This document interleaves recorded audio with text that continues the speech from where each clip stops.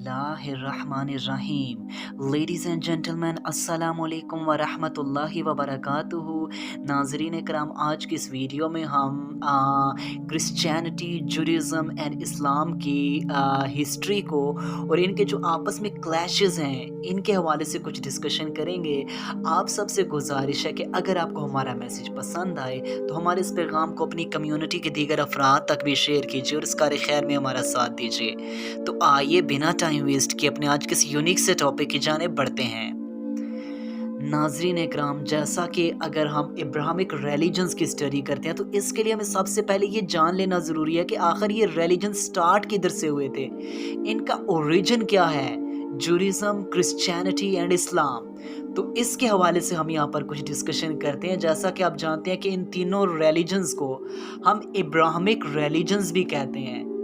तो हम सब जानते हैं कि अगर हम हिस्ट्री को देखते हैं तो प्रॉफिट इब्राहीम अलैहिस्सलाम जो अल्लाह ताला के नबी थे, तो उनको अल्लाह ताला ने 2 बेटों से नवाजा। उनमें से एक बेटे का नाम इस्माइल, जिसको बाइबल में इश्माइल भी कहा जाता है, और दूसरे बेटे का नाम इसहाक, प्रॉफिट इसहाक, जिनको प्रॉफिट आइजक भी बाइबल में कहा जाता है।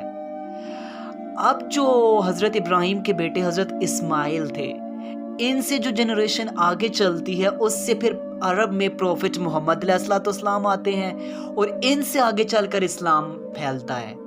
यानी कि अगर हम यूं कहें कि वी पीपल्स आर इस्माइलियंस तो गलत नहीं होगा।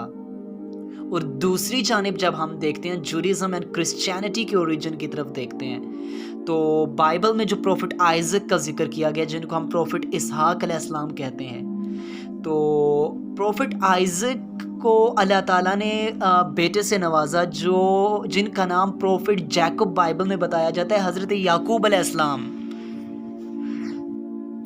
अब आगे चलकर प्रॉफिट जैकब के हज़रत याकूब अलैहिस्सलाम के 11 बेटे होते हैं। उनमें से एक बेटे का नाम जूडा यानी कि यहूदा बताया जाता है। अब उससे आगे चलकर फिर जुडाइज़्म का आगाज़ होता है, यहूदियत का आगाज़ होता है। हज़रत मूसा अलैहिस्सलाम भी उसी से आगे आ जाते हैं और हज़रत मूसा अलैहिस्सलाम, प्रॉफिट मोसेस, इनकी तरफ पूरी शरीयत लेकर आते हैं, अल्लाह ताला का पैगाम लेकर आते हैं, अल्लाह ताला की किताब लेकर आते हैं, एक नबी, एक रसूल बनकर इनकी तरफ आते हैं। अब बनी इसराइलियंस इन पर ईमान लेकर आते हैं, ये जो किताब लेकर आए थे उस पर भी ये ईमान लेकर आए। अब जो जुडाइज़्म थी, जुडाइज़्म प्रॉफिट मोसेस पर ईमान लाती थी। इससे पीछे प्रॉफिट एडम से लेकर आगे जितने भी नबी गुजर चुके थे, जुडाइज़्म उन पर ईमान लाई। इसके अलावा ये साम पर, ज़बूर पर भी ईमान रखते थे। हाँ, ये अलग बात है कि इनमें सम डिनोमिनेशंस ऐसी थीं जो प्रॉफिट्स एंड मैसेंजर्स के अगेंस्ट हो जाया करते थे, लेकिन फिर भी मोस्ट ऑफ द पीपल्स जो थे वो हज़रत प्रॉफिट एडम से लेकर प्रॉफिट मोसेस तक तमाम के तमाम नबियों रसूलों पर ये ईमान लेकर आए और किताबों पर भी ये ईमान रखते थे। इसके बाद जब बनी इसराइलियंस में से ही आगे चलकर प्रॉफिट जीसस आ जाते हैं, हज़रत ईसा अलैहिस्सलाम आ जाते हैं, प्रॉफिट आइजक की चेन से ही, हज़रत इसहाक की चेन से ही आगे चलकर प्रॉफिट जीसस आ जाते हैं, हज़रत ईसा अलैहिस्सलाम। अब जब हज़रत ईसा अलैहिस्सलाम आ जाते हैं इसराइलियंस की तरफ, तो जो इसराइलियंस में यहूदियत थी, यहूदियत चल रही थी और हज़रत ईसा बाइबल लेकर आ गए। अब जो बाइबल पर पीपल्स, जो लोग ईमान लेकर आ गए, वो तो आगे चलकर क्रिश्चियन कहलाने लगे, वो क्रिश्चियनिटी के फॉलोअर्स हो गए, प्रॉफिट जीसस को मानते थे। लेकिन उसके बरक्स जो यहूदी थे, जो जुडाइज़्म थी, वो प्रॉफिट जीसस के अगेंस्ट हो गए।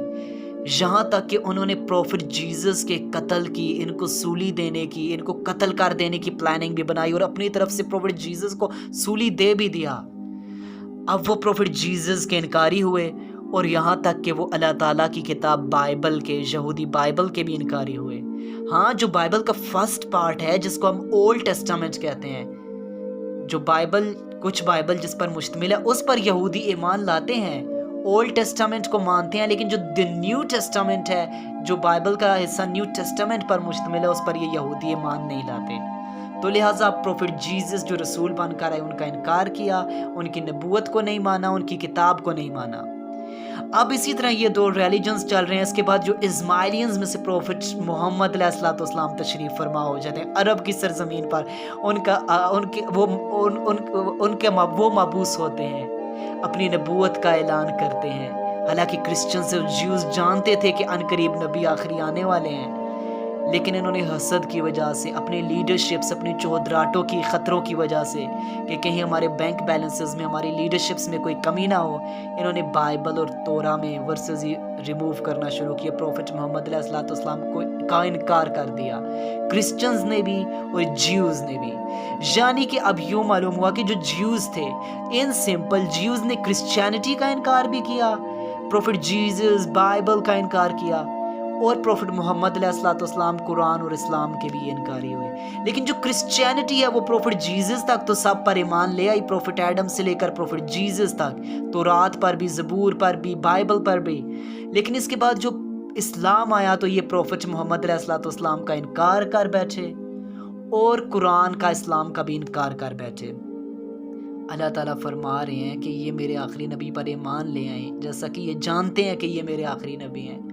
اگر یہ ایمان لے کر نہیں آتے تو پھر ان کا جو فیچر ہے، جب یہ میرے سامنے پیش کیے جائیں گے تو ان کا عذاب بہت دردناک ہوگا، کیونکہ ان کی طرف میں نے اپنا آخری میسج بھیج دیا ہے، اپنے آخری نبی کو بھیجا، یہ جاننے کے باوجود ان کو نہیں مانتے تو پھر یہ اپنا ٹھکانہ جہنم میں پائیں گے۔